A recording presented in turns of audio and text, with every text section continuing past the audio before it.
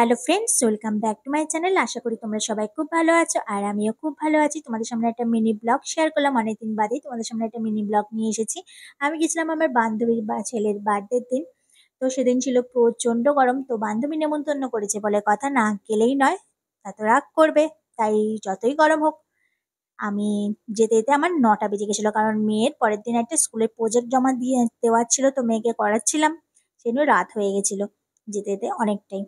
তো এই দেখো বার্থডে বয় 11 বছর পূর্ণ হলো, ওর এখন কেক কাটিং চলছে, জানো তো। বার্থডে বয় কিন্তু এতটা খুব চনবনে ছটফটে হাসি খুশি, সেদিন ছিল মন খারাপ, জানি না কেন বার্থডের দিনই ওর মন খারাপ। তো কেক টেক কাটিং হলো। আর জানো তো বাড়ি আসতে আসতে আমার সেদিন তো রাত্রি 11:30 বেজে গেছিলো, আর এদিকে সারাদিন একটু সময় পাইনি। কি ভিডিও এডিট করব, কি ভিডিও করব, মায়ের সাথে কোনো ভিডিও করা ছিল না।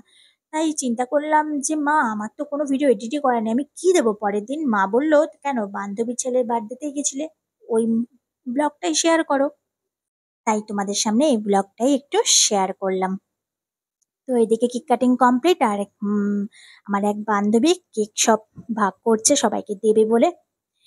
আর এইদিকে কেক কাটিং এর পর সবাই বাচ্চারা খেতেও বসে গেছে, আমার ছেলেও বসেছে। তারপর আমরাও খাওয়া কমপ্লিট করলাম, তারপরে একটু তোমাদের সাথে একটু কিছু ফটো শেয়ার করলাম আমার বান্ধবীদের সাথে। ব্লগটা কেমন লাগলো অবশ্যই কিন্তু কমেন্টে জানিও বন্ধু।